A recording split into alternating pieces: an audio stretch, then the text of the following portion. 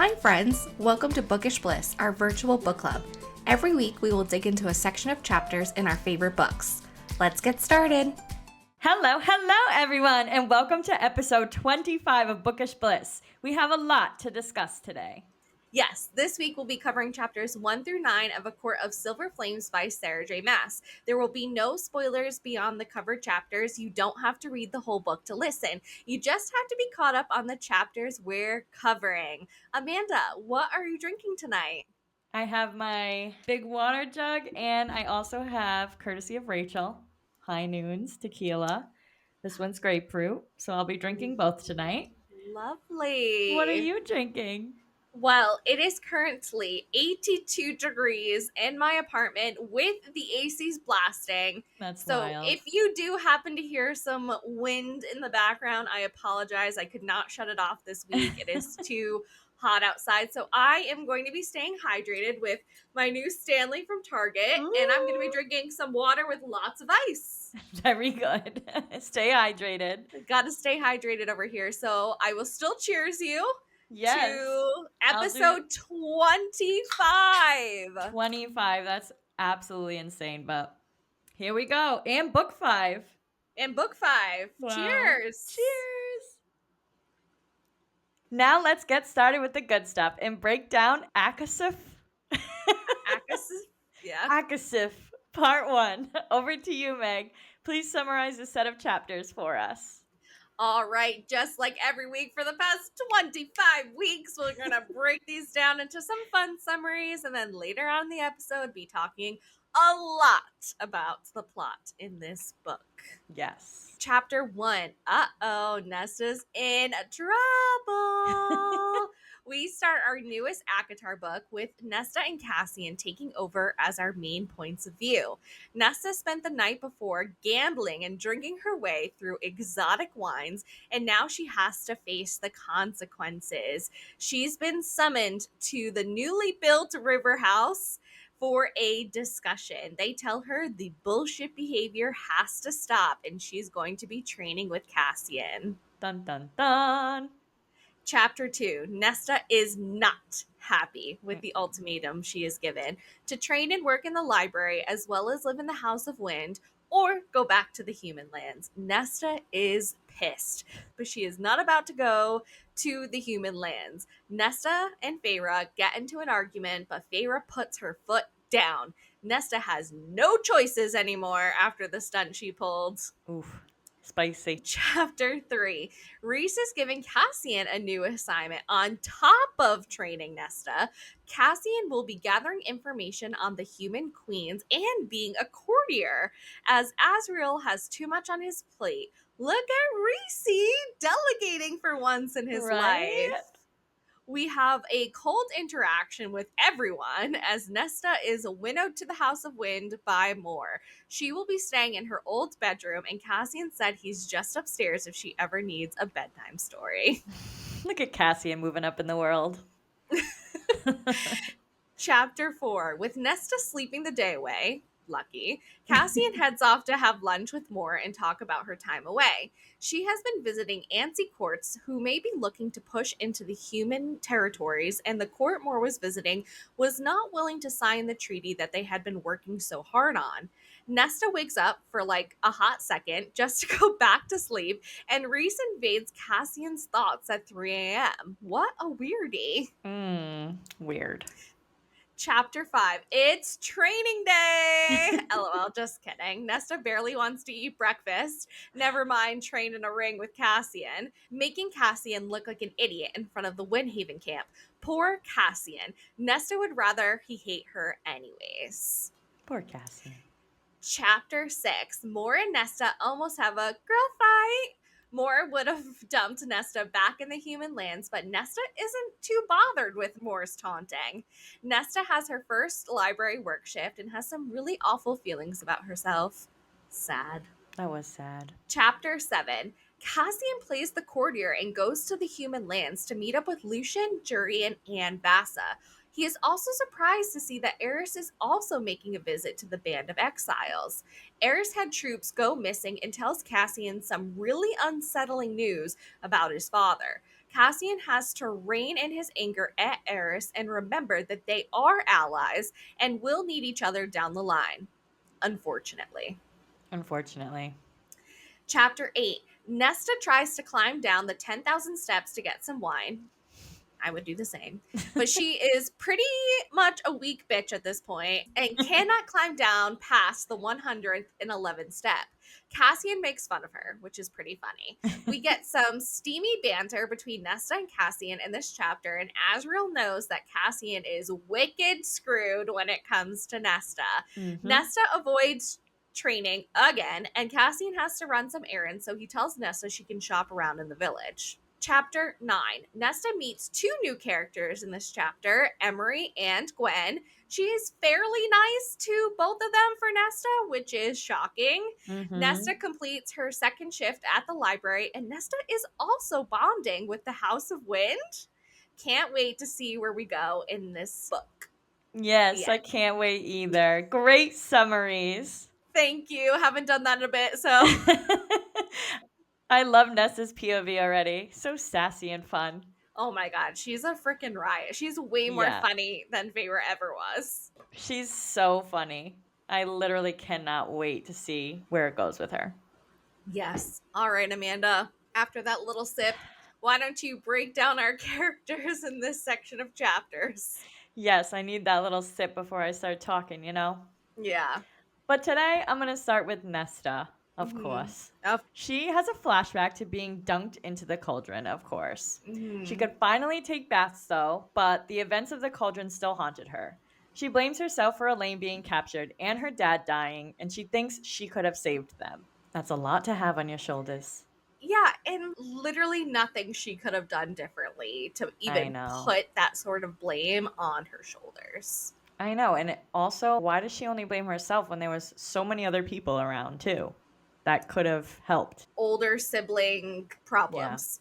Yeah, that's true. Reese offered her plenty of jobs, but she knew that they were pity offerings for her to be a part of Feyre's life, and she knew Reese never really liked her. Nesta stopped visiting Amryn, and they exchanged some unkind words about Nesta's appearance and activities.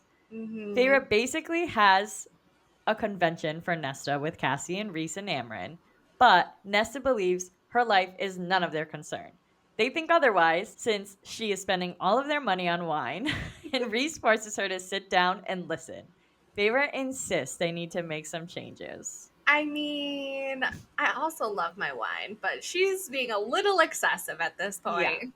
I think so. If she was doing more than just literally drinking all day and spending some money that's not hers, I would say, okay, drink your wine, girl, but she's got to make changes here. Yeah, she's got an itty bitty problem. Yeah. We also haven't seen a hint of her power since the war ended. For all they know, it could have vanished when the cauldron broke, or it's dormant now that the cauldron is asleep and safely hidden, with Miriam and Draken in Crete. Yes. Well, I think, obviously, from Nesta's point of view, that it is still there, but she's been dampering it by drinking and sleeping with all these males. Oh, that's interesting. Hmm. So you think as she trains and gets better and drinks less, it'll come out? Yeah, I think she says that she's doing all those things in the first chapter or something to keep her powers at bay or keep the darkness from coming out. Yeah, that's true. She's a Didn't ticking think of that. time bomb. Yeah, literally. Nesta reveals that Thomas, the wife beater woodcutter's son, who watched his father beat his mother, had put his hands on Nesta when she called things off with him. He also attempted to take what she was not offering. She tried to forget about it, but he haunted her dreams too. Fuck Thomas. Yeah, I didn't mean to laugh when you first started saying that. It just was like such an unsettling sentence that, like, when you're uncomfortable, you just start laughing. So I do Yeah. not laugh at wife beaters, just No. so people know. I do not laugh at wife beaters. No. No, but obviously the generational thing is going on there for sure. But come on. You Hmm. watch your mother go through it. Yeah, you should know better. Yeah, you should know better for sure. Nesta's POV reveals after poverty, Nesta had also become a wolf, armed herself with invisible teeth and claws, and learned to strike faster, deeper, and more lethally. But When the time came to put away the wolf, she found it had devoured her too. How funny that she also compares herself to a A wolf. wolf. I wonder when we get Elaine's point of view if she will also call herself a wolf at some point.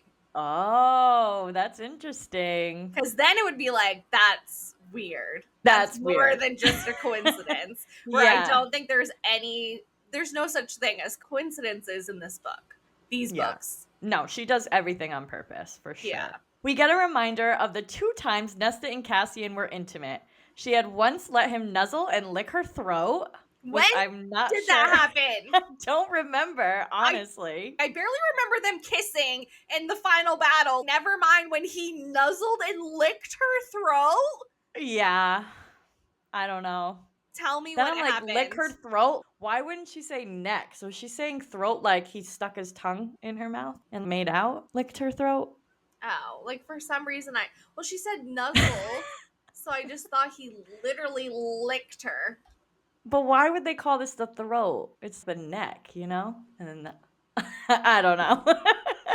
I have no idea, but I thought it was weird. I couldn't remember it either. I don't remember any nuzzling even when they were kissing. It was barely a kiss. It was like Yeah. Yeah. there was no nuzzling of the I throat. don't know. Yeah. And the second time was she let him kiss her during the final battle, which I do Yeah. remember. That but is the yeah. perplexed. I don't know.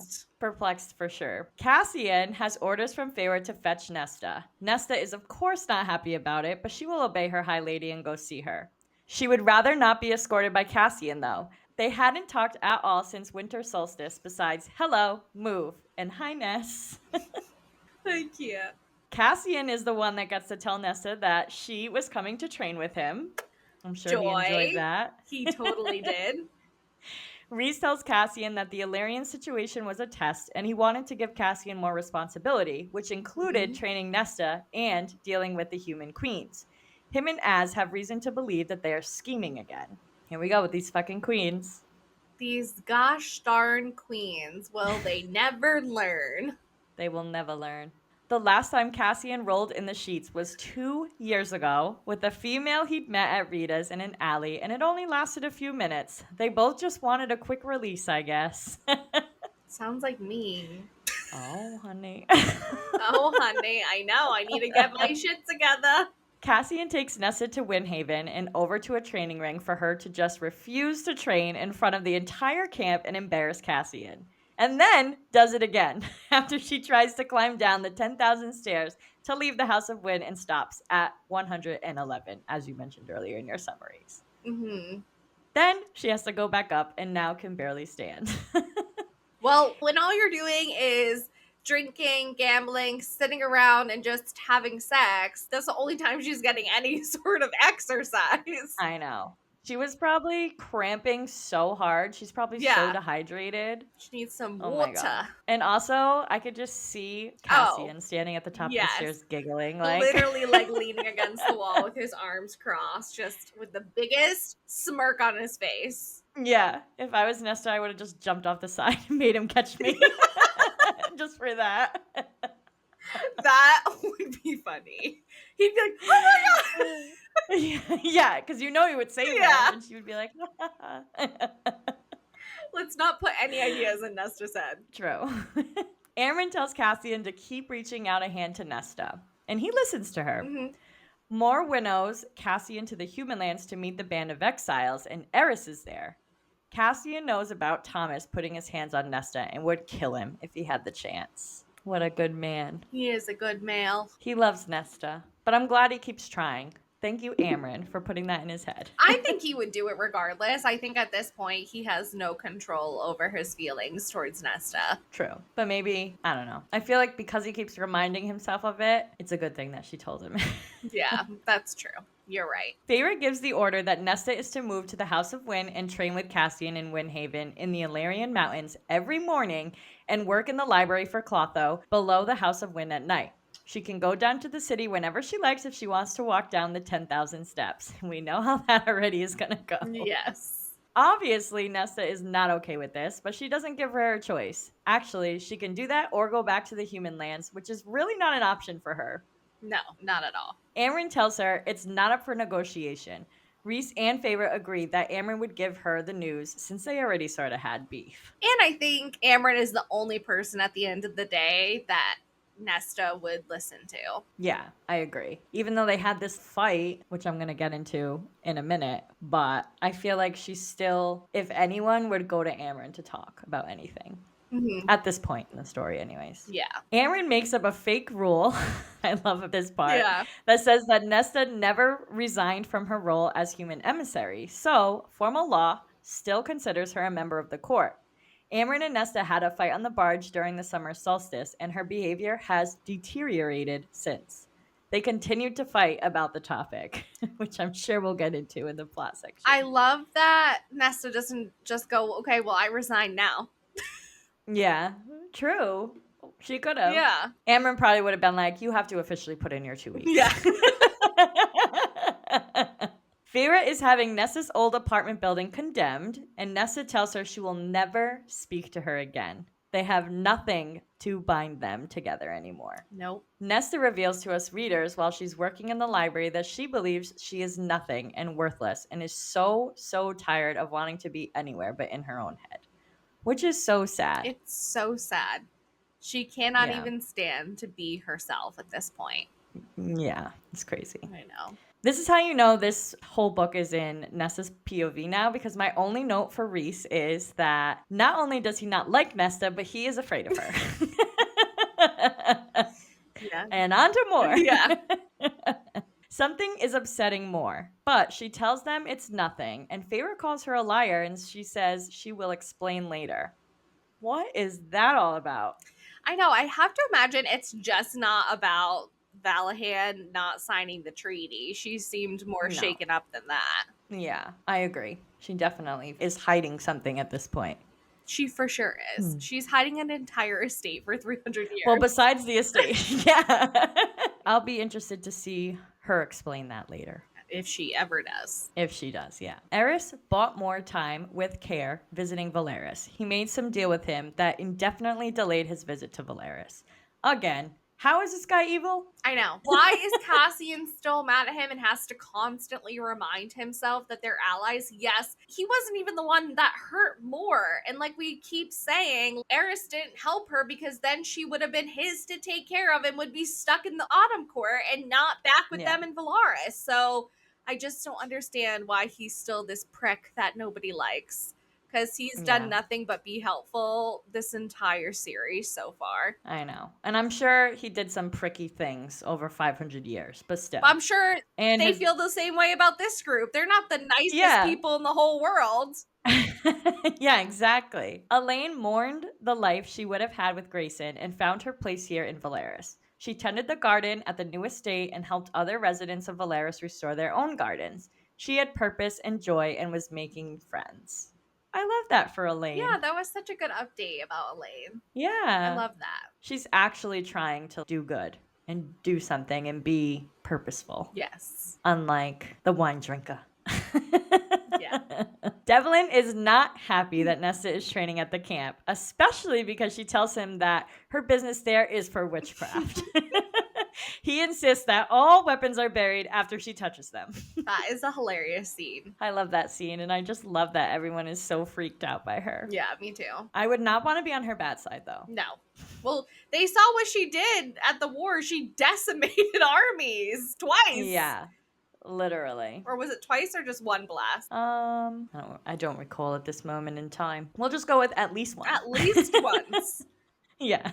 Cassian questions if Jurian is human. Partially human, maybe. He didn't know, and neither do we. Is that some foreshadowing, though, that we're going to find out? We definitely talked about this in one of our episodes about Jurian, and what the heck is he now that he was remade by the Cauldron? Is he Fae, half Fae? I vividly remember us having this conversation, and now Cassian's bringing it up again. So clearly, I think there's something there with that. Yeah, I agree. I need to know. Yeah.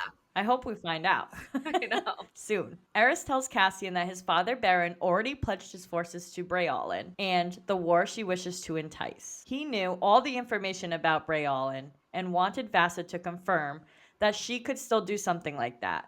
but Baron is unaware. He still wants to take out his father, but not yet. He doesn't want a war that will expose him, and if Baron sides with Breolin, he would have to choose between his father and Prithian. And we'll get into who Breolin is later in world building. Yes. Nesta meets Emery in the shop in the Illyrian camp, and she's actually nice to her. Shocking. Yeah. Her wings are clipped, but the shop is enough for her these days. She forgets that she used to be able to fly. Emery offers to get Nesta some warmer leathers, but Nesta tells her that the High Lord cut her off. She's definitely cut off. Yeah. So we meet Emery in A Court of Frost and Starlight. Yes, with her interaction with Cassian. Yeah. So I feel like she's going to be a regular. We've already met her a second time now. I'm like, Yeah, well, and it probably didn't help that in the last book I was like, oh, I forgot we meet Emery in this book. True. Yeah, that's right. I forgot you said that. Yeah. So yeah, she definitely is going to be a regular. Yeah. And last in our character section, I have Gwyneth Berdara. She works in the library and meets Nesta on her first shift. She works for Merrill, who's Clotho's right hand, who is a fiercely demanding scholar. Yes. She also tells Nesta who Rosalind and Deirdre are. She can tell by their scents. And the conversation starts off rocky, but is friendly overall between them. Yeah. Another person who I think will be a regular in this story, especially if Nesta's working in the library with her. And because it kind of was like these back-to-back interactions with Emery and Gwen, I think it's just trying to make you as the reader realize, oh, these could be important connections for Nesta in this book. And I think it makes sense too, because the whole book is in somebody else's POV. They're not going to always be interacting with the same people as Feyre. You know what I mean? Yeah, exactly. And Nesta so it totally is not speaking to Feyre at the moment, so she needs someone to talk to besides the house. True. On to the world building section. We're going to start with the river house because the construction is finally finished. That's exciting. And we also learned that they own 5 houses. Since when? Well, I only knew about the House of Wind, the cottage, the townhouse, the river manor, townhouse, and the palace above the Court of Nightmares. Oh, okay. Wow, of course you would know. Should have just asked. It was new and clean and a beautiful estate, and the new house had paintings of everyone except Nesta. That actually pisses me off. I know. She does have a room, though. Like, what? You want Nesta to, like, listen to you and to be on your side, and then you put up a painting of everyone in your life besides Nesta when you want to help her out of her trauma? It seems a little backhanded. It doesn't make sense. No.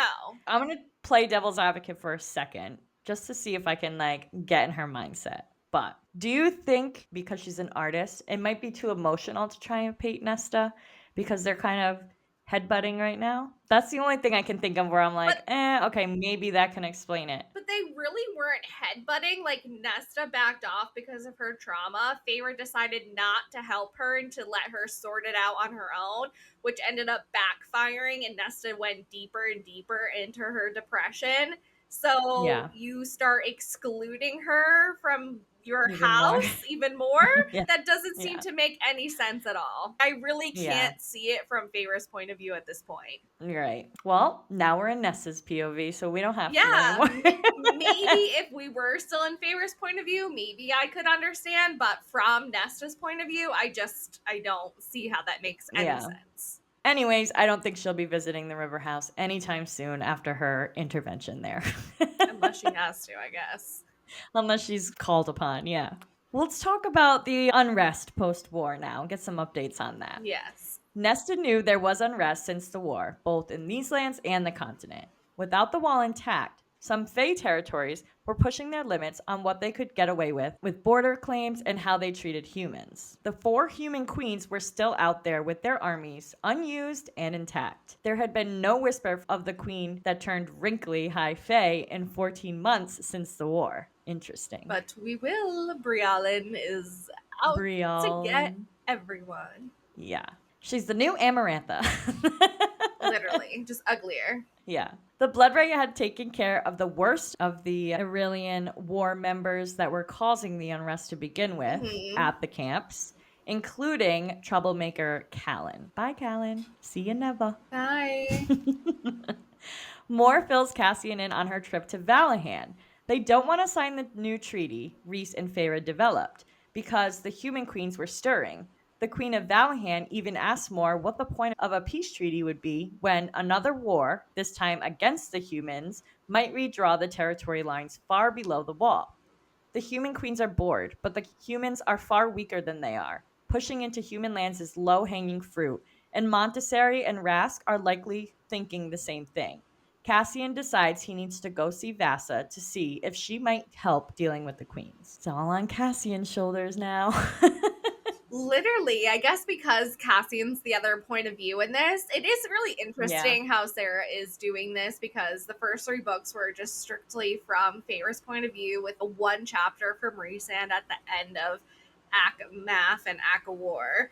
But in Yeah. this one, it alternates back and forth between Cassian and Nesta. So I think that's really interesting. But And I guess because he is having a point of view, like he needs more things to do. So yeah, I don't know if I was saying this to you or Rachel the other day, but I was thinking that I think that's why this book is in third person because she does switch between Cassian and Nesta yeah, more often than we would have gotten Reese's point of view yeah, because it was in first person. I think that's pretty much why she does it because then it's seamless. You can jump in with anybody's POV at that point. Nesta's back in the House of Wind. The rules of the house were simple.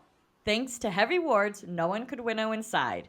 You either walked 10,000 steps or winnowed and dropped a terrifying distance to the veranda, or you can winnow to the edge of the wards with someone who can fly and fly the rest of the way in. She ain't going nowhere. she ain't going nowhere.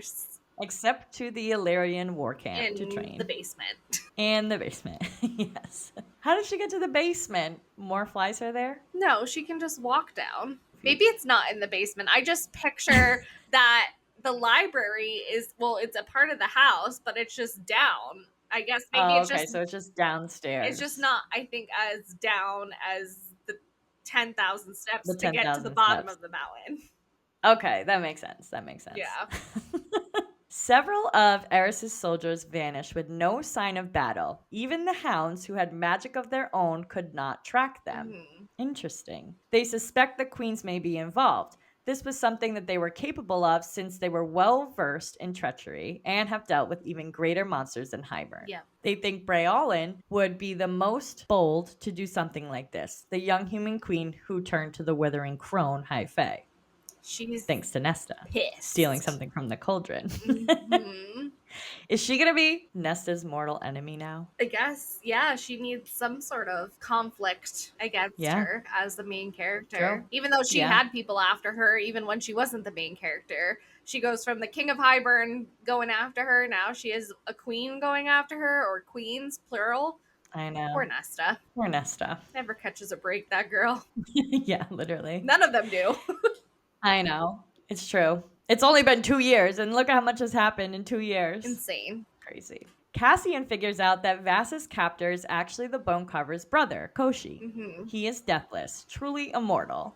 He was outsmarted once and imprisoned to the lake. He may help the queens, but not for them, only for his freedom. Vassa fears what might happen if he ever gets free from the lake, though. He tried once long ago to make himself the master, and he would do it again. Yeah, I think he's gonna be the final bad guy in this series. Yeah. It sounds like it. Yeah, because it's been like building up to him. We get tidbits about him, and now it's like, Yeah. uh-oh, he might help them so he can get free from the lake. Mm-hmm. So. And then he's gonna cause ultimate destruction once he's free. Or try to. Yeah. Yeah. And we're at our favorite section. Fast magic. Ooh, ooh, ooh, ooh. Fast magic. Ooh, ooh, ooh, ooh. All right, here we go. Helion is teaching Rhys about impenetrable shields, and he's using Feyre as practice when she talks with Nesta. There's some generic winnowing, mind bond talking, flying, you know, the norms. Mm-hmm. The norms. Rhys had a working model of the world. It could track the sun, tell time, and allow Rhys to ponder life beyond their world, which I think is so cool, and I want one. Megan just gave us a clue for those of you watching of that's going to mean something eventually. Put that in the back pocket of my brain. Eventually. Eventually. We learn that the human queens can winnow, which we already knew, actually. We didn't learn that. Yeah. We already We know that the human queens can winnow. we were reminded. But we find out that the power works like the 7 High Lords getting together to perform miracles. They had to be together to winnow. And Yes. I have a question about this. Yes. So does that mean they cannot winnow because Vass is not with them? Or they have to just have at least one other person? I think they have to have a majority. They have Okay. to have a Yeah, group of they them together winnowed because when they Vass was winnowed without Vasa, but and when they and the killed sick the other one. queen, yeah. Oh yeah, and the one that's dead. So I Okay, think they so just have to have majority. like a group of them together. Yeah. Got it. Okay. Reese's mother's house was preserved with magic back in the Illyrian war camps. Cassian Hmm. knew every scratch and splinter, every den and burn mark, which I think is so cute. His first bedroom. Yeah. And last but not least, the House of Wind, as you said in your summaries, bonding with Nesta, Yep. offers some soup and water several times to her, and she finally asks for it at the end of a long day of refusing to train with Cassian and sorting books. It's a lot on your plate to sit It on a is. rock all day Yeah, it's very, very tiresome for sure. and then sorting through books for 5 hours. Yeah. But that's all I have for world building. So we are finally to our plots, notable line, and some foreshadowing section. Take it away, Megan. Shoots. All right, let's take a sip. Oh, yeah. Cheers to the plot section. I'm gonna need this. It's a Whoops. fucking I already long took a one. spot. I already took a sip. All right, let's bring it back to chapter 1. We are starting off not with the Nesta point of view, but with a Cassian point of view. Mm-hmm. Cassian had just arrived at Nesta's apartment. He had been tasked there to collect her to bring her to the river house, as we know. Nesta had been offered the townhouse when they moved into the river house, but she had declined. She has a weird obsession with this apartment. Yeah. Cassian knocked on Nesta's door, hoping that she still wasn't home. She was. Surprise. She was. And he heard her angry footsteps walking to the front door, and he prepared himself for a battle. He said the sound of her unlocking her 4 locks was like a war drum. He literally Dramatic. has to prepare his mind, body, and soul before his interactions with Nesta. Literally. She's one scary bitch. I'm fucking scared of her. Yeah. When she answered the door, she was wearing nothing but a male's t-shirt, which probably went right up Cassian's ass. Smutty little girl. She loves her smut. Nesta demanded to know why he was there, and Cassian advised he was there to escort her to Feyre at the river house for 9 a.m. It was currently 7 in the morning. She's like, you think I need 2 hours to get ready? And he's looking at her like, you look like fucking shit. You So need yeah. 3. Yeah. Cassian tells Nesta to kick the male out of her apartment and get ready. He was going to get her some tea. Like Amanda said earlier, he had not seen Nesta since the end of the summer party on the barge, even though they did not talk, where Nesta and Amren had apparently gotten into an argument and were no longer on speaking terms. So Nesta is just continuing to isolate herself further and further away from everyone she knows, locking herself up into this grimy apartment, which she probably likes because no one will really go there. And if she Yeah. went to the townhouse, she might have to interact with others. I know. It's so sad though, because Amber and her, I feel like we're like 2 peas Yeah, in a they were pod in getting the there. last book. Yeah. We switch to Nesta's point of view. She locks all of her locks back up once Cassian leaves before heading back into her bedroom, where the male was, in fact, trying to sneak out of her window. Not that he was scared of her, but who had been standing at her front door and who her sister and sister's mate were. So it finally clicks in this guy's head like, oh shit, what did I just do? And am I going to get in trouble for this? Yeah. He's like, I gotta get the fuck out of here. Yeah. She tells him that he could leave through the front door, and she throws his t-shirt back at him. So she's naked? Yeah. In front of Cassian? No, he left already. Oh, yeah. okay. I was like, damn, I just realized. He would have had a fucking heart attack. Yeah, probably. Pitched a tent and had a heart attack. We learned that Nesta lost her virginity after the war with Highburn and after she bought the contraception tea.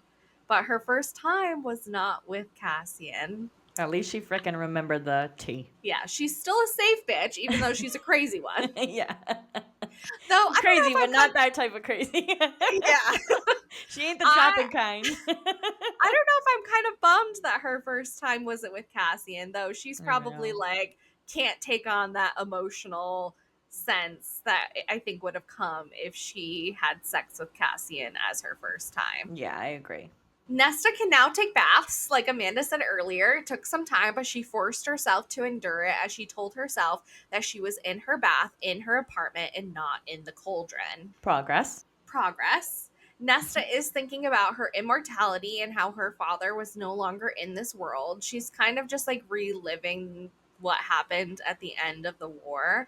Yeah. And she's thinking about his last few words to her before the King of Highburn snapped his neck. He was saying, I loved you from the first moment I held you in my arms, and don't you lay your filthy hands on my daughter. Oh. She thought how he had done nothing for them as they entered into poverty and how they were starving to death, but he had come with an army to save his daughters, but it was a little too late. She hated her father, but for some reason, he had loved her unconditionally.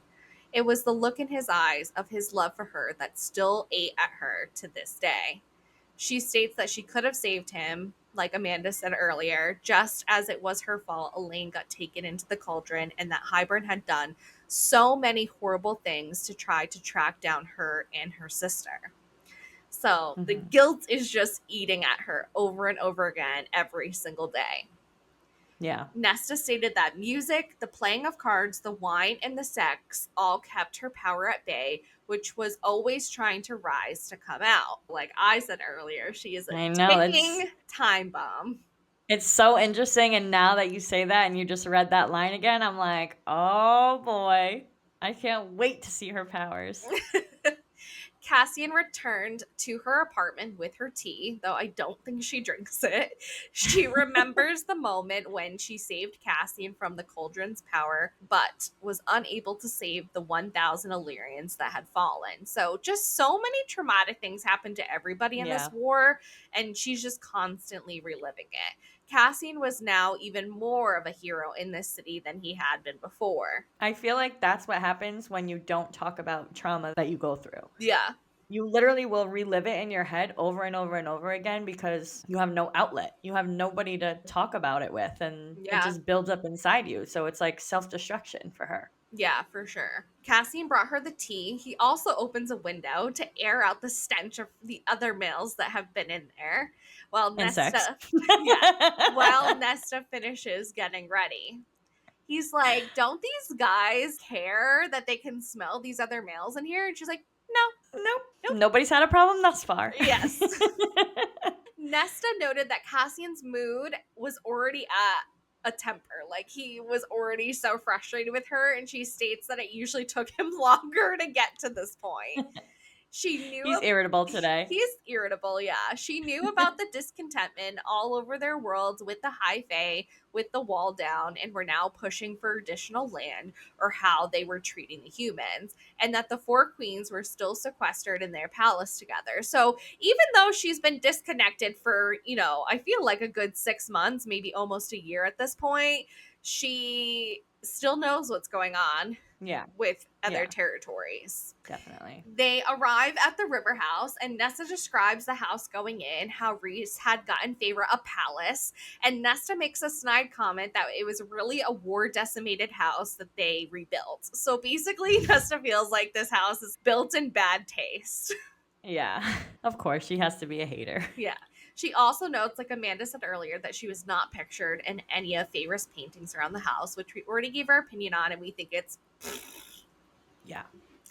Nesta enters the study where Feyre, Amrit, and Reese are all waiting for her and Cassian. Nesta chooses to take the only open seat next to her sister on the couch. Amrit tells her how awful she looks and why, because she was out drinking so much every single fucking night.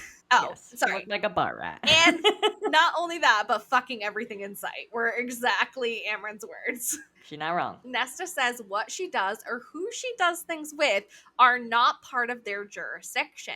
Amren's like, not when Yeah. you spend that much gold on wine and gambling. Nesta said she knew that she was coming here to be scolded and that she wasn't going to have it. Feyre Well, calls it more of a discussion than a scolding, and Nesta stands to leave, and Rhys finally says something and tells her to sit down. I would have been like, yes, daddy.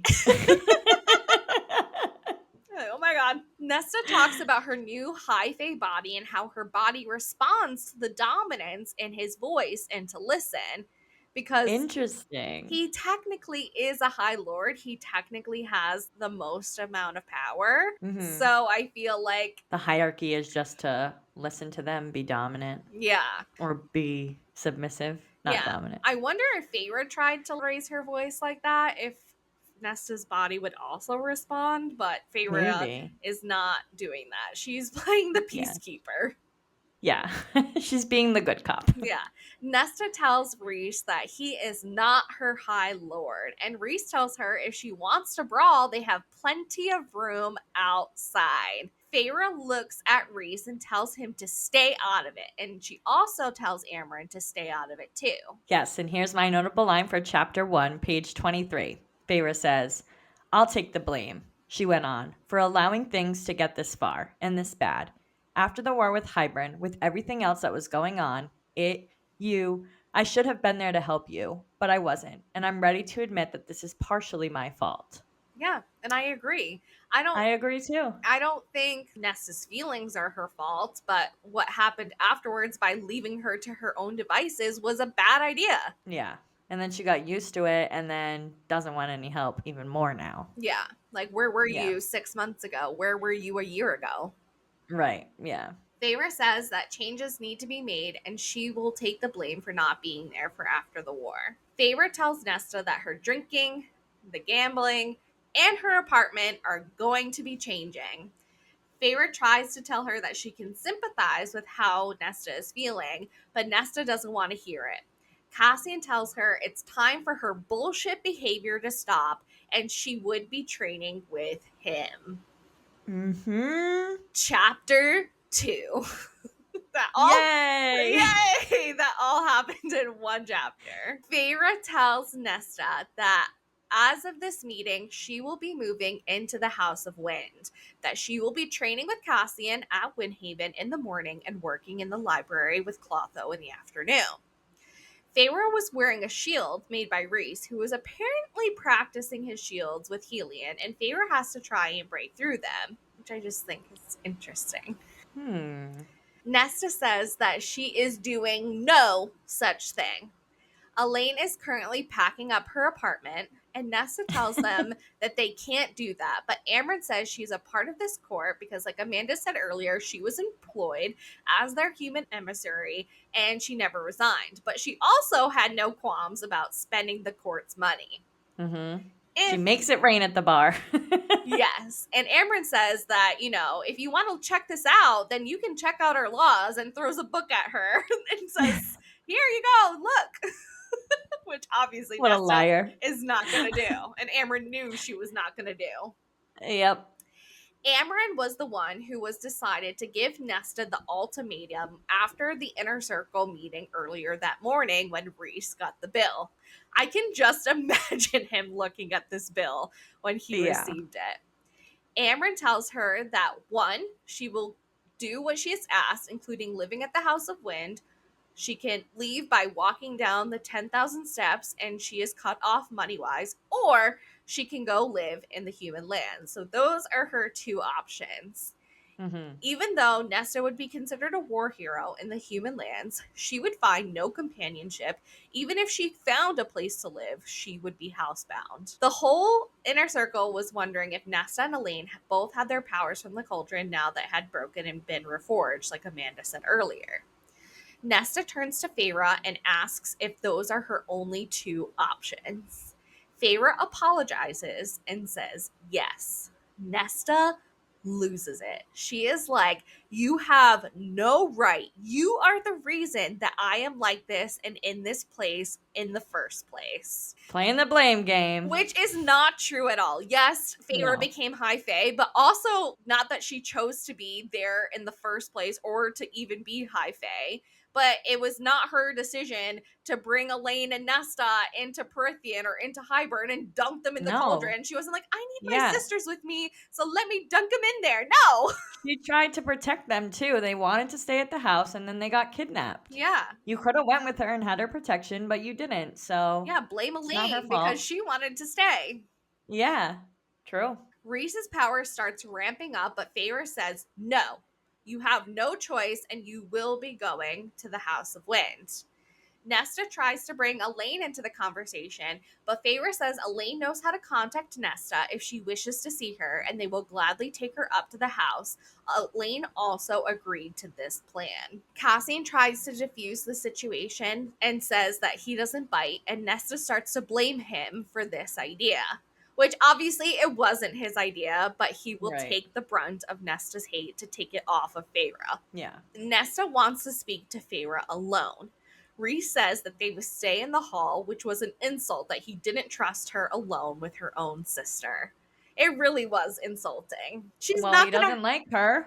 Yeah, but Nesta has never hurt any of them. Yes, her tongue might have said some really bad things when she lashes out at them, but she's never once laid a hand on anyone. See, I don't see it that way though. I feel like with Feyre, words are gonna hurt her more than physical harm. So I feel like he's there to protect her from whatever she's gonna say. I guess. But I don't know. He doesn't like her anyway. Yeah. He ain't gonna give her any bit of trust No. with Feyre at all. But it's interesting to see Rhys from Nesta's point of view because he's not all like sunshines and roses like we've He's been not like, seeing you him. can buy whatever you want, like he says to Feyre. Yeah. He's like, bitch, stop spending my money. Yeah. Once they got into the hall, Cassian tells Amryn and Rhys he didn't realize that their court had those laws, and Amryn informs him that they don't, which is just so funny. She's a little liar. Yes.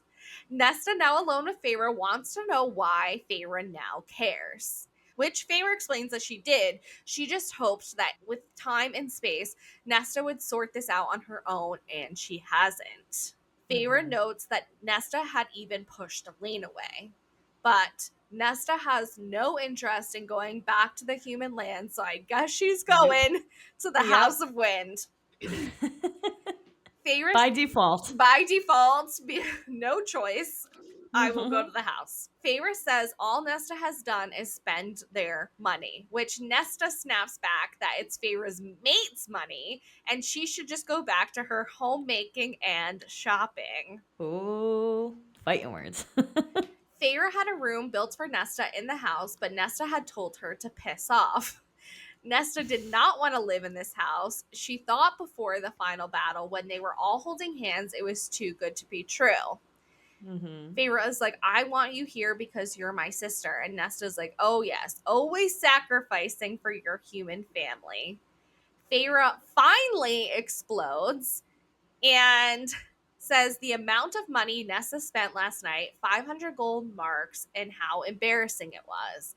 And Nesta's like, oh, so this is about saving face. So we're just bickering back and forth at this point. Yeah, and here's my notable line for chapter 2, page 34. Feyre says, it is about how it reflects upon me, upon Rhys, and upon my court when my damn sister spends all our money on wine and gambling and does nothing to contribute to the city. If my sister cannot be controlled, then why should we have the right to rule over anyone else? Yeah. I think Feyre is right in this fight, though, because Elaine at least is helping with the gardening and doing nice things, but she's just gonna literally spend money and be a bitch and not talk to anyone and be rude to everyone that talks to her. Kind of is like a slap in the face to the whole court. I mean, I don't know if I would go that far, but I don't know. Well, they're paying the taxes. Yeah. I mean, I can see because Nesta's not doing anything that she is seen to be bumming off of them, but she did a heck of a lot in that war, and I feel like she was owed some back due money. So, Right. No, you're right. She definitely did do a lot in the war, yeah. but it's like the prince and the princess and the queen of England. If you don't do the work, you don't get part of the share. No, I You know what know. I mean? But they enabled it for so long. Like, they should have put their foot Yeah. down to begin with. You're not getting X unless you do Y. And Yeah. now all of a sudden, if you never tell someone this is a problem, then Yeah. they're just going to keep taking advantage of it because she's not in a mental state being like, oh, maybe this isn't right. Right. Like, she doesn't give a Yeah. shit. Yeah, and they thought she would come up on that conclusion on her own, but she clearly, like you said, is not in the right state of mind to do that. No, Nesta does not want to be controlled. She said everything in her life had been controlled from the moment she was born. And Feyre says, well, that's why you're going to train, because you will learn to control yourself. And Nesta says she Oh. won't go. Feyre said then she will be dragged then, and she will do any of the work that Clotho asks of her. Now I feel like that has to do with her powers, controlling herself. Yeah.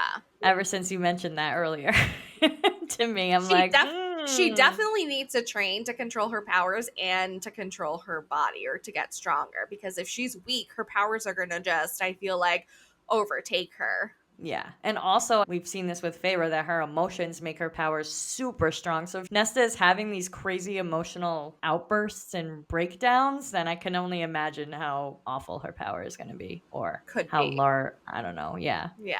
How impactful it could be. Yeah. Favorite tells her that the apartment building that she was living in is now being condemned, and they are going to rebuild it to help families who were affected during the war. Just Yes. another slap in Nesta's face. Yeah. She's like, you're going to have nowhere to run back to because we're tearing the building down. Yeah, so drastic all of a sudden. Like, what? I know. Hey, take all the time in the world, figure it out yourself, and then you don't figure it out, so I'm going to take your world away from you. Yeah. Feyre also informs her that she's not a prisoner. Kind of is. And they will just not be paying for her to destroy herself anymore, which makes sense, but I feel like this should have been done a long time ago. Yeah.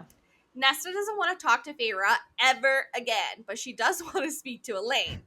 Feyre says that Elaine will speak to her when she wants to. Feyre knows why Nesta was even pushing Elaine away. Well, she's just pushing everyone away to just destroy herself. And Yeah. Nesta notes that she thought Feyre and herself were forming a bond during the war, but now all the bonds were broken. Dun, dun, dun. But I can see it. I think we had a big discussion on this the other night. Yeah. Nesta felt like she was forming a connection with Feyre. You know, even from ACOTAR, it was slowly building. During the war, they were Yeah. literally working side by side, getting water, making bandages, helping soldiers, planning this war together. And then all of a sudden, they get back, and Feyre just goes, oh, and takes her hands away and is not even going to help Nesta through Yeah. this shit. Where Feyre has already gone through a lot of shit and has been through battles before and has fought Amarantha and fought, you know, different battles during the war. And Nesta's never done that before, and nobody had her Yeah. back coming back from that. And like, yeah, you can say, well, Nesta wasn't there for her when she was growing up, but she already kind of started to apologize for that. And I feel like, I don't Yeah. know, she was I trying to feel make like it up for her in her own way by doing all yeah. this in the war. And then it was just like another slap in her face. Oh, I don't need you anymore, so therefore I'm not going to bother with you. Yeah, I can see how Nesta took it that way, but also I feel like they always had such a rocky relationship. And I feel like Feyre was always ready for Nesta to just explode at her, which is why I think she gave her time to figure it out on her own. And it just didn't work out that way. I don't think her intentions was for her to self destruct and disown everybody that is in her life. You know what I mean? I just think that she was trying to give her time.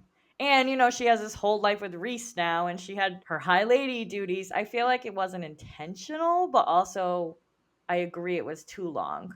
Yeah, for her to but wait I and mean, wallow in her I feel own like depression. Feyre does it to Elaine too. We saw in Frost and Starlight, Feyre goes and storms into the kitchen, is like, "Why are you doing this to Lucian?" And Elaine's trying to talk to her, and then she just takes off and goes with Moore, with the rest of the inner circle, up to the cottage while they're doing snowball fights, and Moore and Feyre are having drinks, but they left Elaine there alone at the house. I don't know. Does that make Feyre just very self-centered? I don't know. It's hard to say because they had such a rocky relationship. She can't be too self-centered if she literally kept them all alive when she was 14 years old hunting in the, you know what I mean? So I feel like it's just so rocky that they didn't have this close-knit bond to begin with. So it's like, I get it, but do they take baby steps and get together eventually? Like Elaine, she's thriving now, doing her own thing with the gardens and making friends and whatever. But they still butt head about Lucian. But I don't know. I don't feel like Feyre is all that bad in this in this section. I'm not saying Vera is bad. I'm just saying I feel like she does forget about her sisters now that she has this new family, but her family is now here in Perithian. You can't just Right.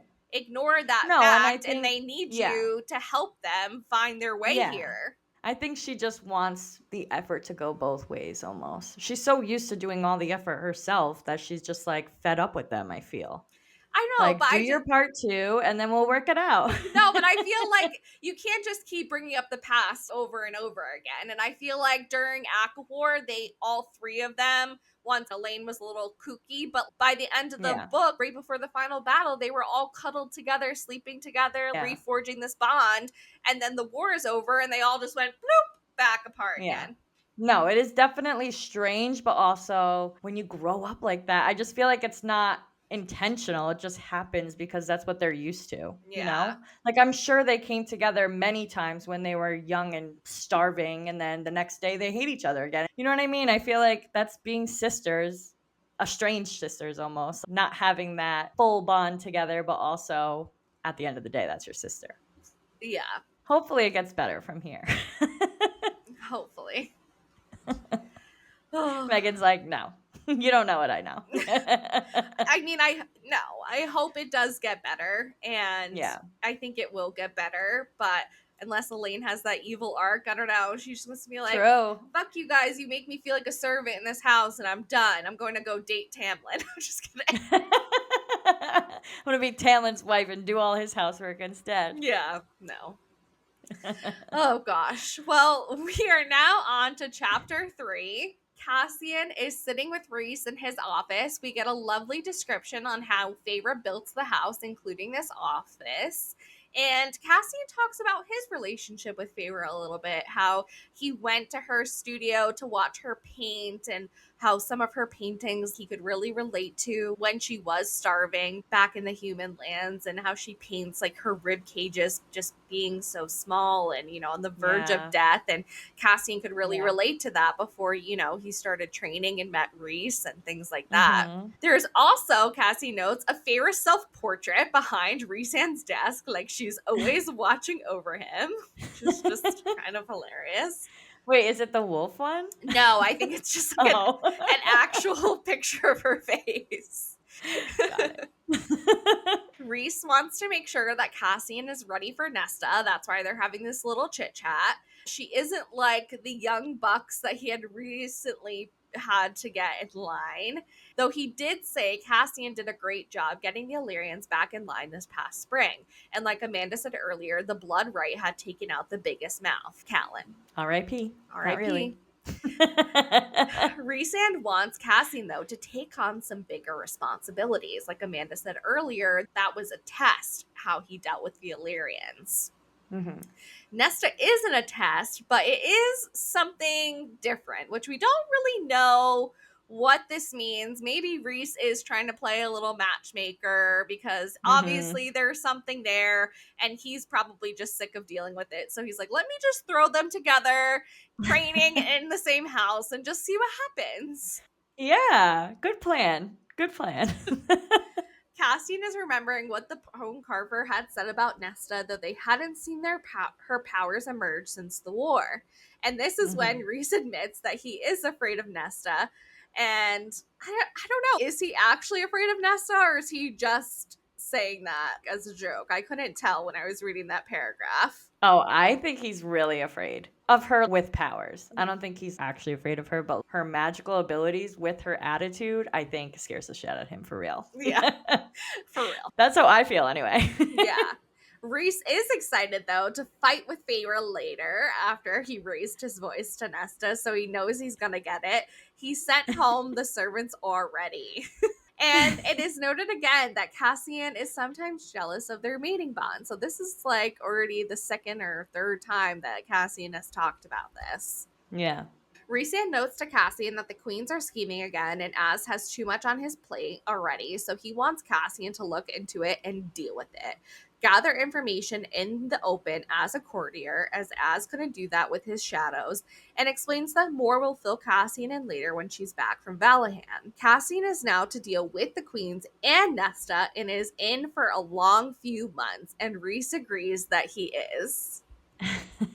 He's like, oh god, here we go. Yes. Cassian makes his way back to Nesta and asks about her fighting leathers. Elaine is currently packing those as well. And Moore will be winnowing them up to the House of Wind. Moore then appears in the river house and she looks tired and strained, and she says that she will tell them all about it later, which Amanda brought up earlier, which is highly Interessante. suspicious. Very highly suspicious. Moore tries to give Nesta advice on the leathers, but she is currently not speaking to anybody. Nesta just takes Moore's arm and stares at a spot on the wall, and Cassian grabbed Moore's other arm as they winnowed out of the house. They winnowed just outside of the house, and Cassian flew them onto the veranda so they didn't drop. That deep drop onto it. The scary drop. Yes. And here's my notable line for chapter 3, page 46. Cassian says, "You'll be staying in your old room. My room is a level above that." And Nesta replies, "Why would I need to know that?" And Cassian says, "In case you have a bad dream and need someone to read you a story. Maybe one of those smutty books you like so much."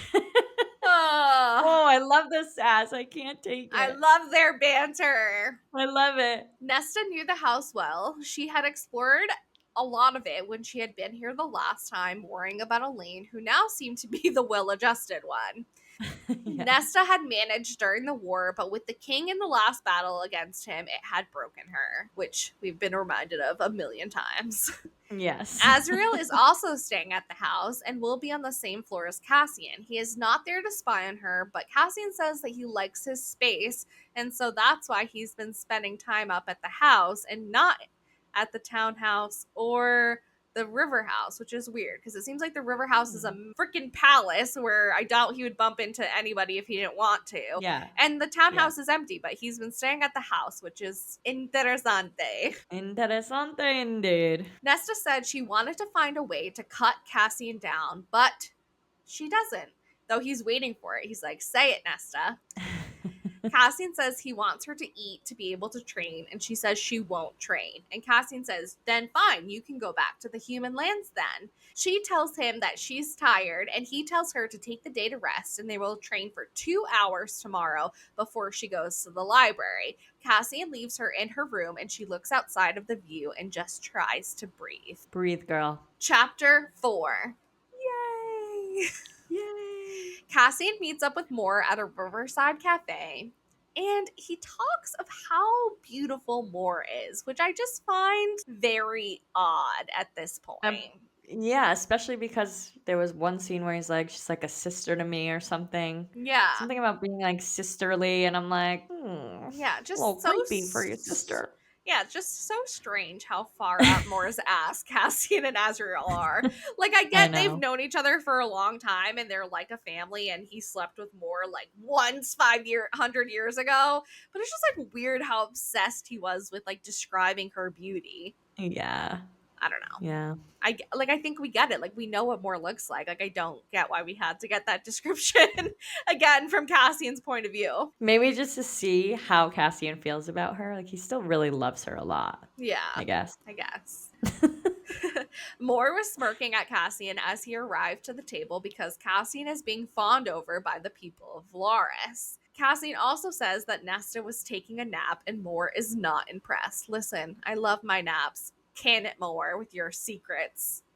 I love naps. Moore says that they would have been better off dropping Nesta off in the Court of Nightmares, and Cassian reminds her that that's the sort of existence that they are trying to steer Nesta away from. Mm-hmm. Moore also notes it pains Cassian to see Nesta like this. Cassian again is admiring Moore and how beautiful she was in their one night together. Like, again, in this one little section, he brings up her beauty again. It's What weird. the hell? I He wants to get laid or something? It's been 2 years for him. He's just like a walking bomb. He's like, oh, yeah, I'll fuck Moore again. Yeah. He's like, hey, it happened once. Maybe it'll happen again. I don't know. Like, it's just so She's like, weird. no. Yeah. I know. Moore gives Cassie an update on what happened in Valahan. They are not interested in signing the treaty. They won't sign it because the queens are stirring and their armies are not disbanded. And they want more land, and the human lands are low hanging fruit now with the wall gone. Other territories are thinking the same. And this is why Rhys wants Cassian to look into the queens, and Moore is going to head back to Valahan. Moore doesn't think Cassian will get anywhere close to the queens, but gather enough information to see what they are up to. Why would the humans want to start a war they cannot win? Cassian says they would have to have something big in their arsenal in order to win, and that is exactly what Cassian needs to find out. Which I think that something big, like we were talking about earlier, could be Koshi. Yeah, or Braxis. He's still missing. I don't think Braxis would go against them at this point. You don't think so? I don't think so, but maybe. Well, why hasn't he come back yet? It's a little He's fishy. he's free. He's free? I He don't wasn't know. supposed to be free. He didn't want to be free. I don't know. But he got his taste of freedom and he said, Fishy. sayonara, motherfuckers. Peace out. Peace out. Cassian thinks that Vasa would be a good source of information and Lucian could get it from her, but Moore doesn't think that Lucian can be entirely trusted anymore. Lucian is Vasa's friend, and so his reporting wouldn't be unbiased anymore when it comes to her. True. Cassian's like, why haven't we spoken to her before then? And Moore's like, well, we're just piecing it together now, so you need to talk to her ASAP. Which it's weird they wouldn't think to use Vasa beforehand, but I guess they've had a lot of other things on their plate. Especially because that's her sisters. Yeah. This is when we also learn that Eris bought more time in delaying care from visiting Valoris, and then Cassian takes his leave from this chat with Moore. Nesta woke up in darkness. She has basically slept all day. Yes, and here is my notable line for chapter 4, page 59. I believe this is some foreshadowing here. Nesta has a memory of her mother saying, "My Nesta, Elaine shall wed for love and beauty, but you, my cunning little queen, you shall marry for conquest." Oh And my later down the page, God. she also recalls her mother saying, "My Nesta, my little queen." Queen twice on one Again, page? so many times with the queen talk for Nesta. Yeah, she's going to be a queen one day. She's going to be a queen one day. And I don't think we want to go over this again, so I'll just touch on it. This is where, in the point of the story, we learn about Thomas and Nesta talking about her being a wolf. And then after that, she goes back to bed. Yep. And night. Night-night. And now Cassian is in his bed, struggling to sleep. He knows that Az got back to the house, but let him be loud enough that Cassian knew that he was back, but didn't want to chat because he didn't come into his room. And Rhys is also awake and pops into a mind conversation with Cassian. Rhys wanted to make sure all was well, and he just informs him that Nesta had been sleeping all day. Cassian also tells Rhys not to butt in, and Moore will be winnowing them to Windhaven in the morning. Cassian knew tomorrow he would be walking onto a battlefield like no other. Let the games begin between him and Nesta. Yep, he's right. It will be definitely a battle he's not used to. Chapter 5. Nesta arrives to breakfast, and Cassian says if she doesn't eat her porridge, she's going to be in full regrets in about 30 minutes. Cassian tells her it's the eggs and porridge or nothing. When Nessa says that she'll eat the toast, he advises her she will burn through that in 10 minutes. Nesta wants to know if there's anywhere else in her life he wants to rule over. And he's like, don't even get me started. Yeah, he's like, okay, you want me to rule over you in Yeah, other ways? I got you, Wink, wink. girl. Cassian says her lesson will still be 2 hours, and she is adamant that she will not be participating. Yes, and here's my notable line for chapter 5, page 64. Cassian says, "Not eating won't bring your father back." She says, "That has nothing to do with this. Nothing." Cassian says, "We're going to cut the bullshit. You think I haven't gone through what you're dealing with?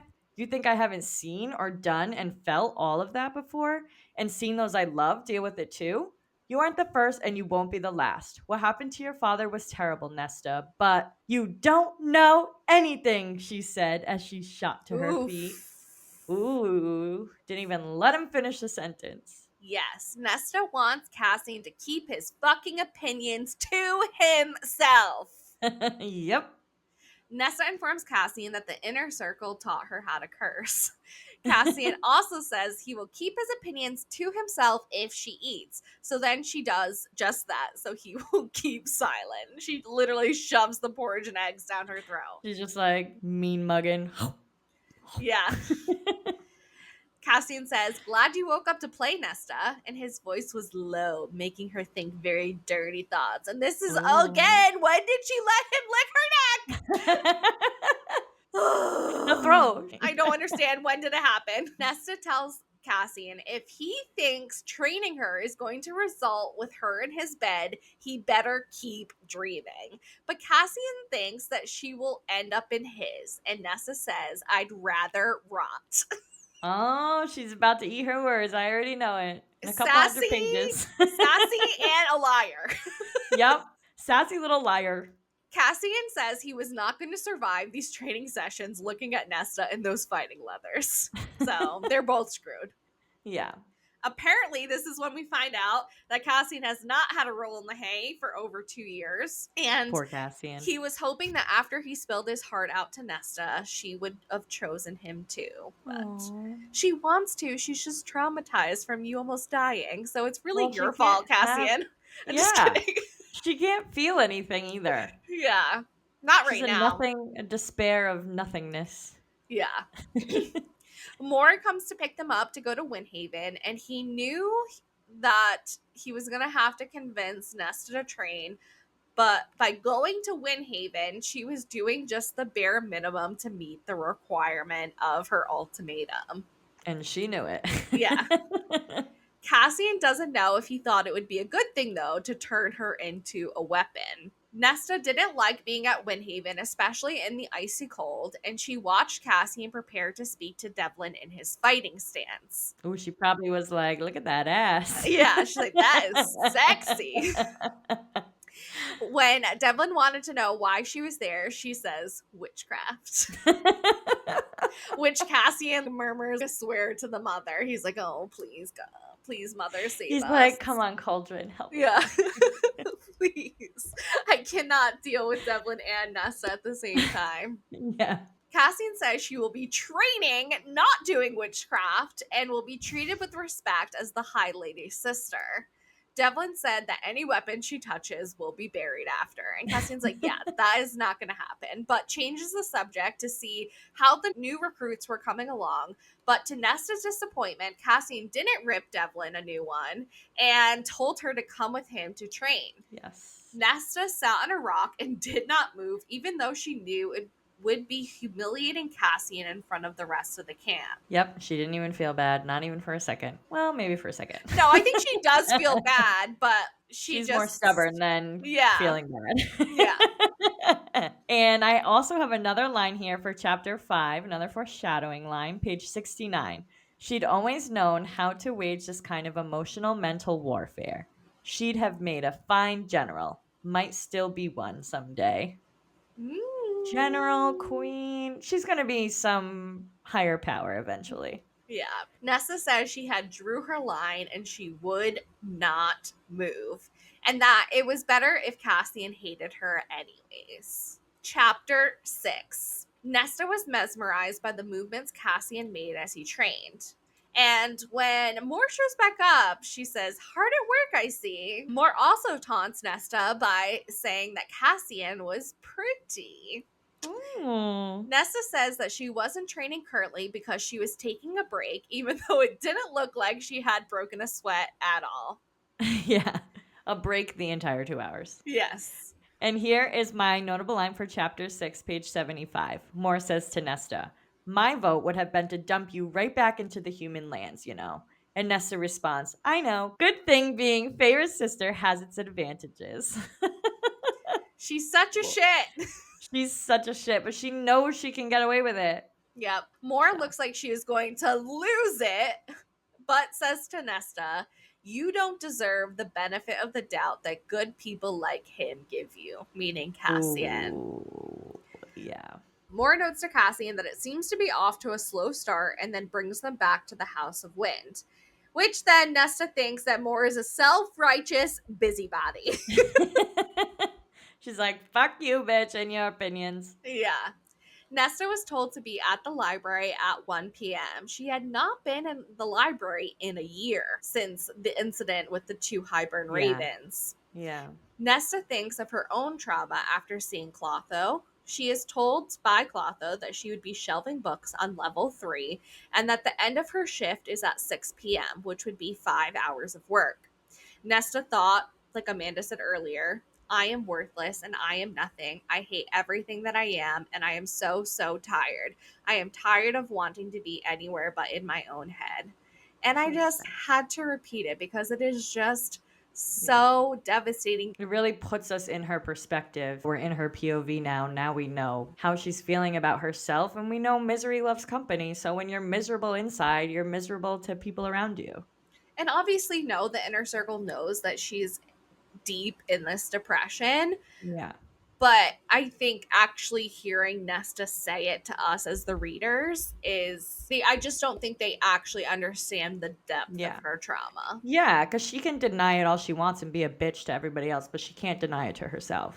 Yeah, for sure. Nesta completed her shift at the end of the day. She was told she should be there at the same time tomorrow, that she should wear clothes that she doesn't mind getting dusty, and it was nice to meet her. Cloth was saying this to her, and that Feyre had spoken so high of her. And Nesta says, "No one likes a liar, priestess." She's like, "I know exactly how my sister feels about me." Yeah. Cassian did not come to dinner, and Nesta wanted wine from the house, and it would not give it to her. So Nesta tells the house it could keep its wine, and she was going to go get some on her own. Yes, well, see how that works out for you, Nesta.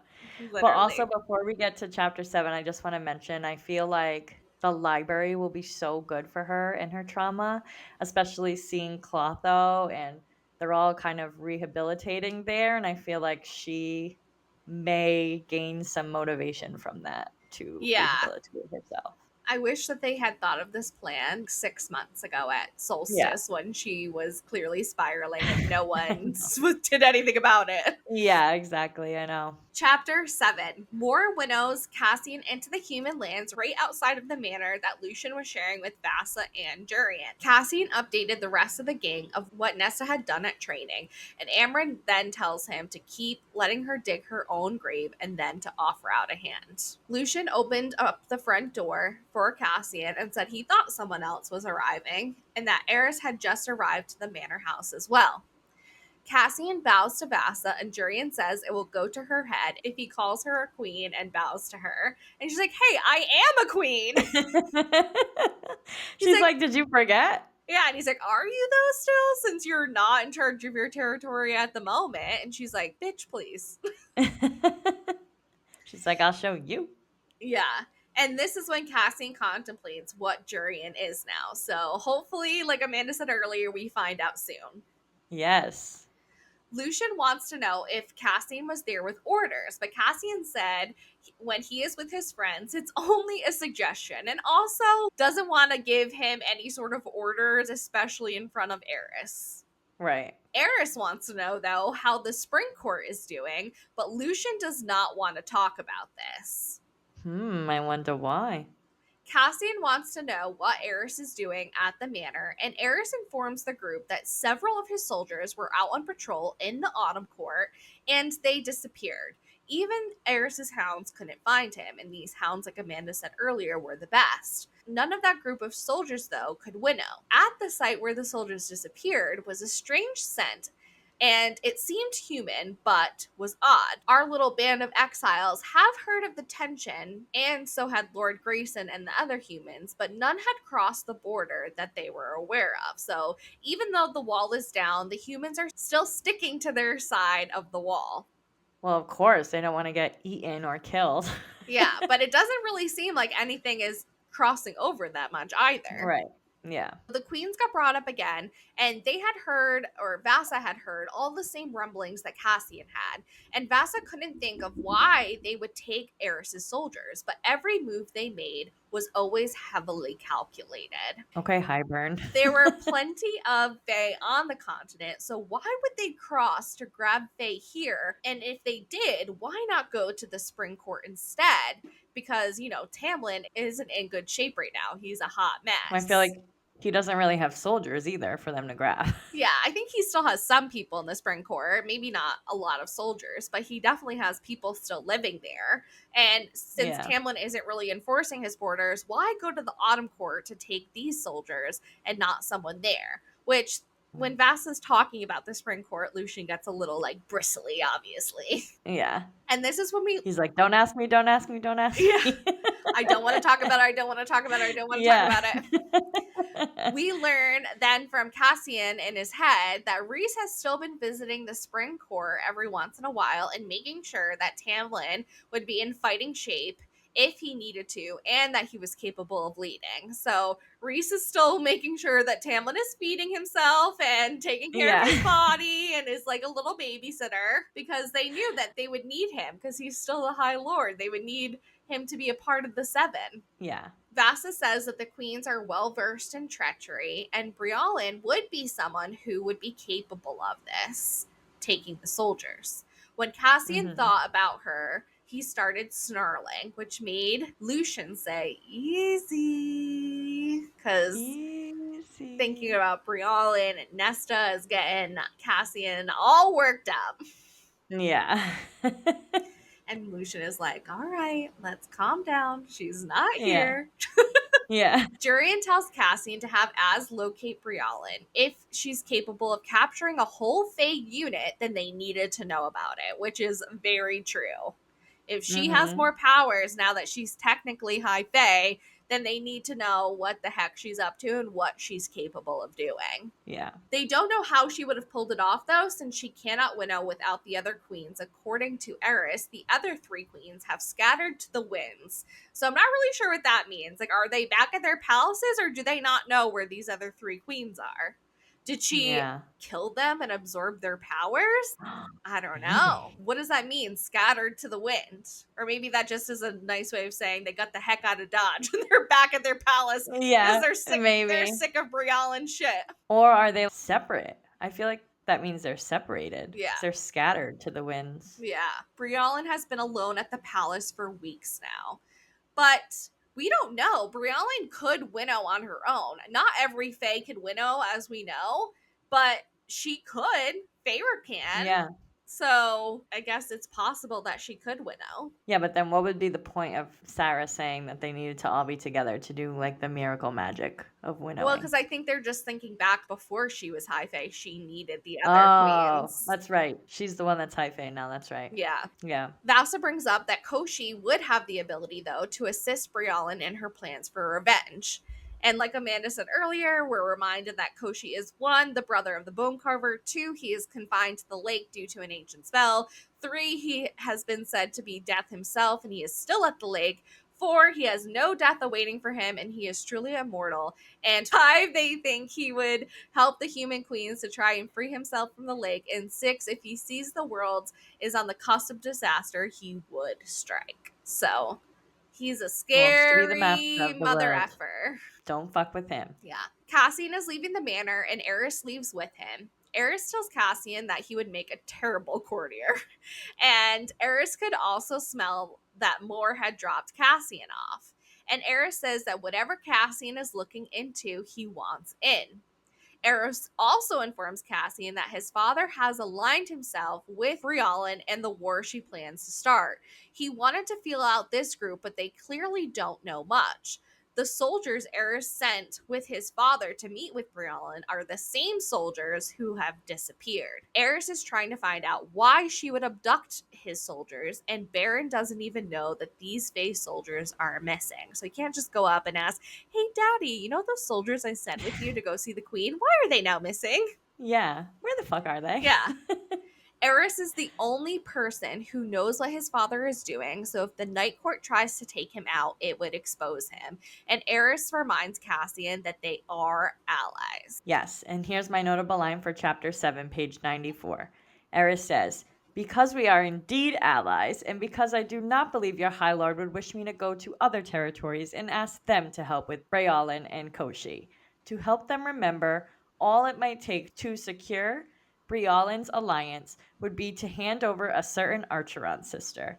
Don't be stupid enough to believe my father hasn't thought of that too."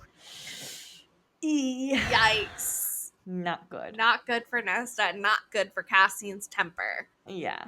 If Cassian killed Eris, it would start a war quicker, so they are allies whether Cassian likes it or not. Eris says that he will keep Cassian up to date on his daddy, and Cassian will contact him once Az has located Briallyn. Eris tells Cassian to stick to fighting battles and leave the ruling to those who can play the game, which is such a backhanded slap to Cassian. It's like, you want my help, you're gonna keep insulting me? Can it, Eris? Can it? Stop being a pain in the ass. I want to like you and trust you, but I don't know if I can. Yeah.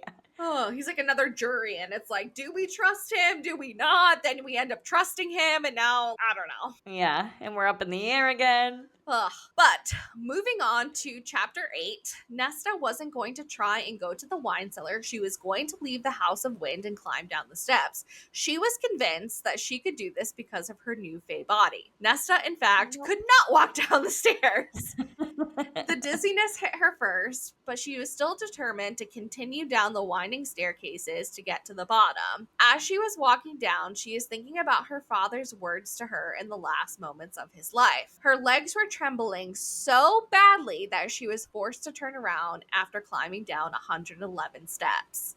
She dragged herself up before falling face first onto the ground in front of Cassian. She's like, oh, fuck. Here we go. I just climbed up and down 200 something steps, and now I have to do 222. a mental battle with Cassian. Great. Yeah. She's like, I have to be a bitch now? The effort. I'm tired. I have no wine and I'm tired. Cassian wanted some more time, though, when we go back to his point of view before he gets back to the House of Wind, because he just needed a little bit more time before he went back to Nesta. And so he went to go see Rhys and the others to inform them of what he learned from Eris. Az would go to see what he could learn about Briallyn, and Cassian got a new order to watch Eris. The group couldn't decide what their biggest threat was right now, Briallyn and Koshi or Baron. True. Cassian arrives back at the House of Wind and notices the door to the steps are open, and he decided to wait for Nesta to reappear. Nesta said, when she finally gets back up and notices Cassian smirking at her, that whoever made those stairs were a monster. Cassian reveals a story about the punishment they received as boys to climb down and back up these stairs, which they ended up puking on the way down, and on their way back up, once they made it down and climbed back up, Rhys's dad made them climb back down to clean up the puke and then walk back up. So that is a terrible punishment. Yeah. Whatever they did, they will never do it again. Yes. And so Cassian's like, what step did you make it to? And she's like, 111. He's like, that's pathetic. Cassian thought that the wine might be the only motivation for her to climb down the steps, so he has devised all of this. Yeah. Nesta is out of shape, and if she would train, she would get stronger. This is when Cassian is remembering when he's speaking to her to keep reaching out your hand. Nesta went out to breakfast early to avoid Cassian noticing that she can barely walk. She ate her porridge as Cassian walked in and smirked as if he knew that she was in pain. She's like, oh, he knows somehow. Yeah. She's like, don't move, don't move. He's going to see you limp. Yeah. Azrael also entered the dining room this morning, who she finds to be the most beautiful out of the three bat boys. Which Cassian's like gushing over Moore's looks. Now Nesta's gushing over Azrael's looks. And it's like, what is happening here? They're just a bunch of fine-ass fae, I guess. I guess. Azrael's eyes danced while he watched both Nesta and Cassian say hello to each other. Azrael asks about the training and she says, oh, it's been fantastic. And Azrael hopes that she is not giving Cassian a hard time. And Nesta's like, is that a threat? And Azrael's like, I don't need to resort to threats. And she goes, neither do I. Ooh. Ooh. Okay. Nesta wants to train with Azrael instead of Cassian. She's like, I want to train with him instead. Which Cassian says Azrael is less forgiving than he is, which she says with his pretty face, I don't think so. Cassian's like, fine, you wouldn't even last a training session with him since you can't even walk down 100 steps. Yeah, he's mad. Yeah. He's big mad now. But here's my notable line for chapter 8, page 102. Nesta is struggling to stand from the pain of the stairs fiasco, and Cassian says, doesn't count when you use your hands to do most of the work. Nesta replies, I bet that isn't what you've been telling yourself at night. And Cassian says, is that what your smutty books teach you? That it's only at night? It could be any time, at dawn's first light, or when I'm bathing, or even after a long, hard day of practice.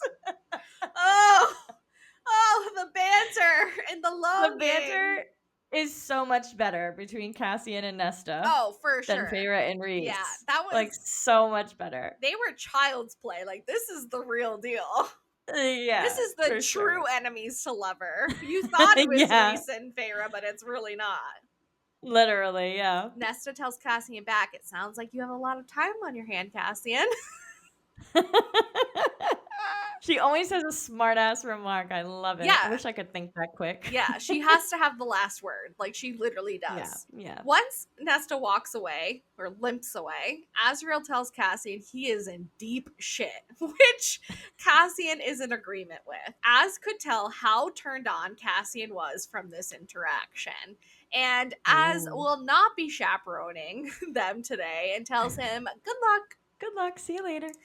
Nesta also does not train with Cassian again today. Cassian only trained for an hour before he said he would go and check on the other camps, which he does not tell Nesta he is going to do. And he also isn't sure that it's wise to leave Nesta alone for an hour. Cassian brings Nesta to Reese's mother's old house so she didn't freeze to death.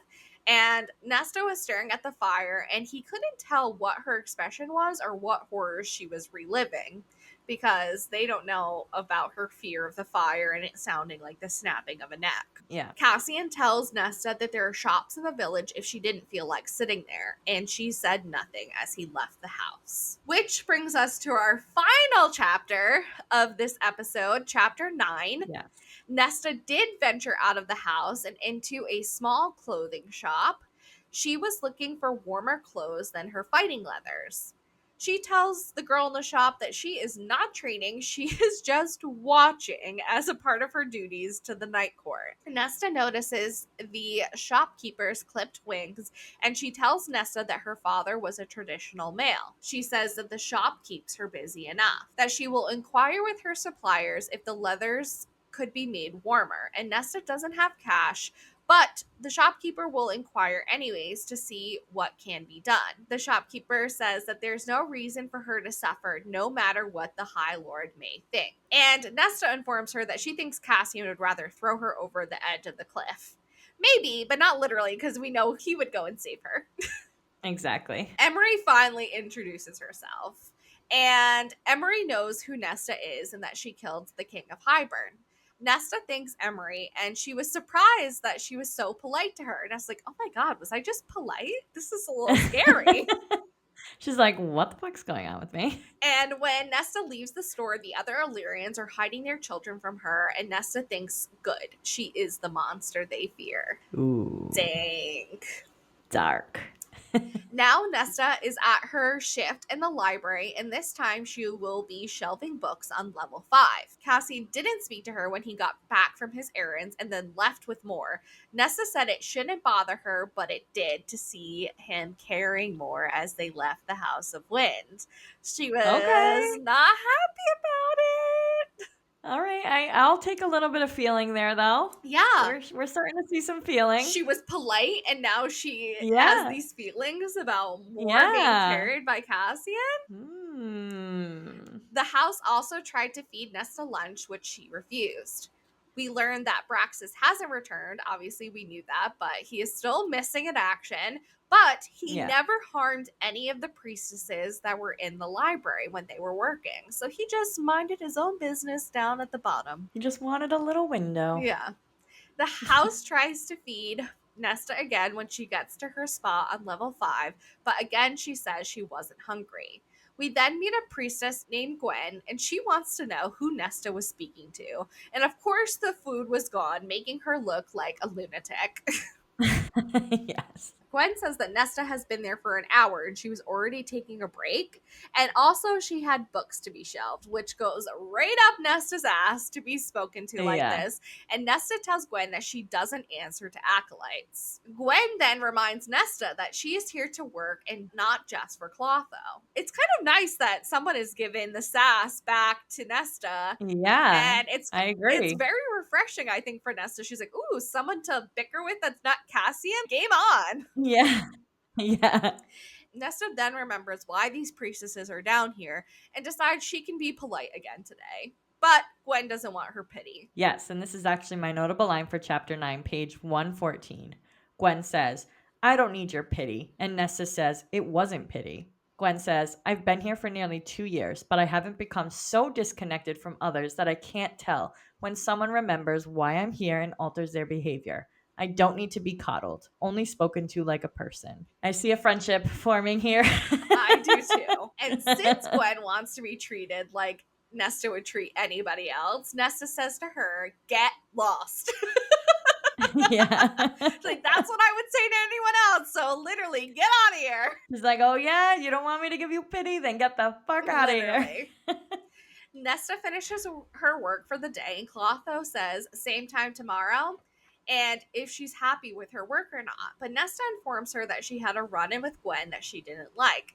We learned that Gwen works for a priestess who is very demanding in her research and work. Clotho says Nesta can tell Gwen directly if she didn't like how she was spoken to, and Nesta said she did, and that Gwen is a piece of work, which Clotho reminds Nesta that the same could be said of her. True. Yeah, get her, bird. Clotho asks for Nesta to give Gwen the benefit of the doubt and that she has her own story of survival just like Nesta does. And she's like, fine, whatever. I'll see you tomorrow. Yeah. Nesta goes to the private library and asks the house nicely for the soup, which it provides with water and bread. Nesta then calls the house a fussing mother hen, and when the house tries to light a fire for Nesta in the library, she asks the house not to light the fire, and it doesn't. It just provides faint light for her, and Nesta is thankful. She's literally talking to the house.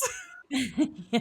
She doesn't want to seem crazy, but yeah, but like the faint lights flickered as almost saying you're welcome. So the house is communicating back with Nesta. True. And that is the end of our chapters for this section of part 1 of A Court of Silver Flames. Yes. Yay! What a long, fun set of chapters. Yes. So I don't really have any predictions written down specifically, but I think from this section of chapters we can kind of infer that Koshi and Breolin are going to be issues, and even Baron. And the new characters I think are going to befriend Nesta, Gwen and Emery. I think Also, her training with Cassian, we're going to start seeing her powers again for sure. After you had said that earlier to me, I can't get it out of my head. And I'm excited to go read now so that I can see what her powers are I all know, I'm about. excited to see what the next 100 pages are going to tell us. Yes. And that's all we have for you today. I can't wait to keep reading Nesta's sassy POV. Please let us know what you think by leaving us a review and comments on any of the platforms you are listening/watching on or on our social media pages. This helps tremendously to get the word out and lead more listeners to find our show and tune in. Yes, don't forget to email, follow, subscribe, rate us 5 stars, and tell all your friends about us. And we hope the rest of your day is blissful. Bye! Thank you so much for listening. Join us next week where we start part 2 of A Court of Silver Flames by Sarah J. Maas, covering chapters 10 through 18. Happy reading!